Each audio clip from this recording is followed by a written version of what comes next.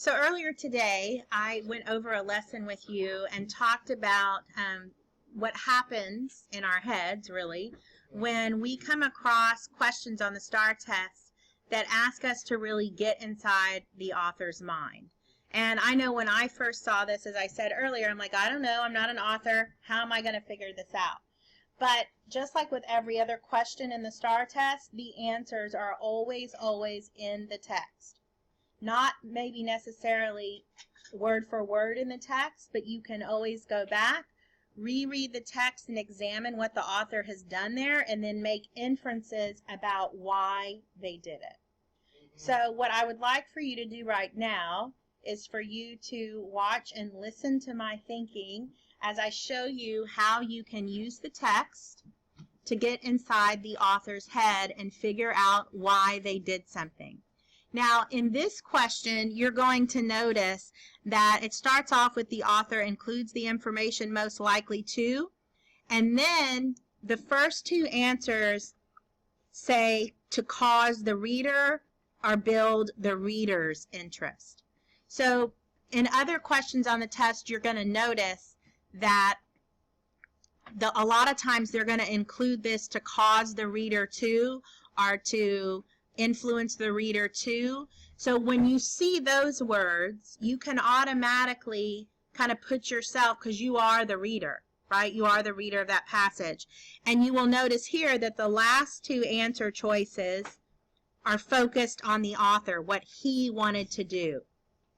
Okay, so again, you'll notice in this question, the action here is on the reader in the first two, and then the action is on the author in the last two.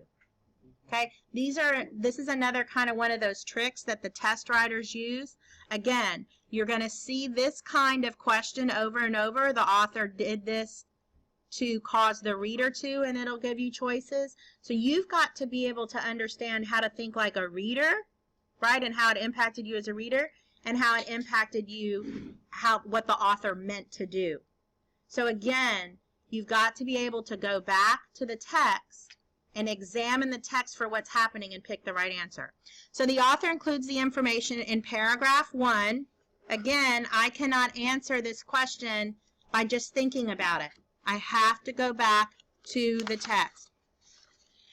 So I'm going to go, I've already read paragraph 1, and just like we know it's good test-taking strategies, it is a good strategy always on the right-hand side to write out kind of like the main idea of the paragraphs, and then on the left-hand side is where we kind of roadmap and tell what is happening or the purpose for that paragraph.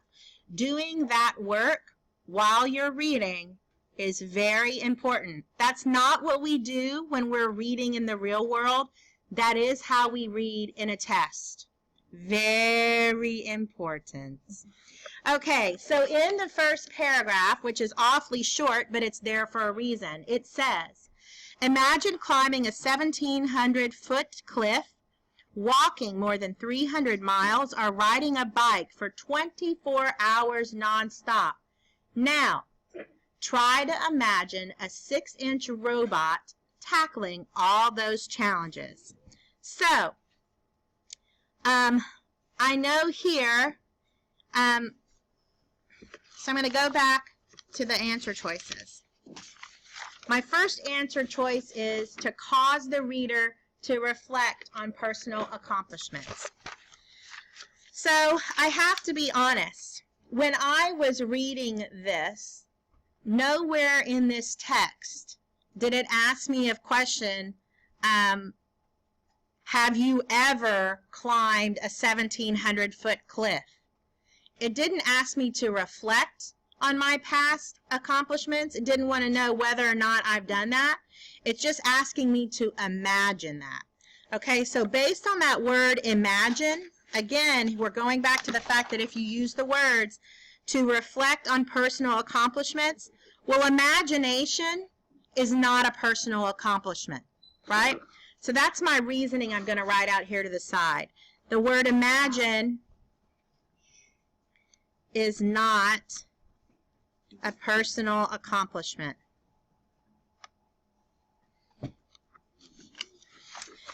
Build the reader's interest by presenting an improbable situation. So, the fact that the author was speaking directly to me, right? Imagine, so he was speaking to me, hey, you reader, imagine climbing a 1,700-foot cliff. First of all, for me, that's improbable. Walking more than 300 miles, that's improbable for me too. Or riding a bike for 24 hours nonstop. Yep, that's pretty much improbable for me as well.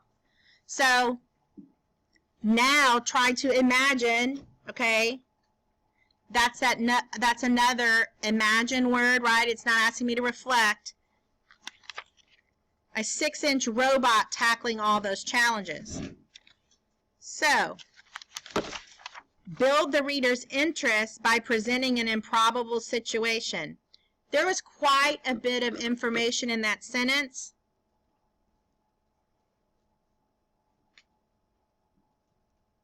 Lots of improbable situations.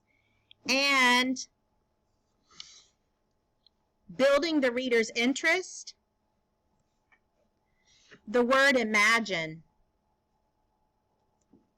is a way to get the reader to build interest, right? He's telling me to imagine. So get interested in this improbable idea of doing all those things. So far, there's quite a bit of evidence to this, right? I go to the next one. Present the most important information about the topic.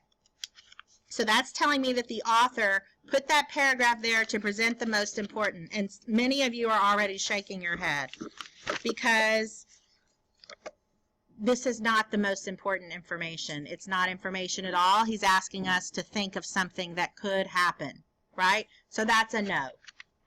Yes? And another reason we know that that's not true is because he wasn't just presenting information out there. He was speaking directly to the reader, right? By telling us to do something. Explain various reasons for writing about the topic. No.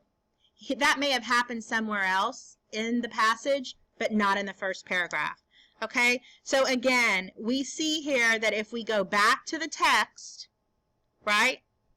And if we put ourselves in the place of a reader and talk us through the answer choices, we will be able to come up with the most correct answer. Okay? Okay. All right, go ahead and turn and talk to a partner about what you saw and heard me doing in this type of question.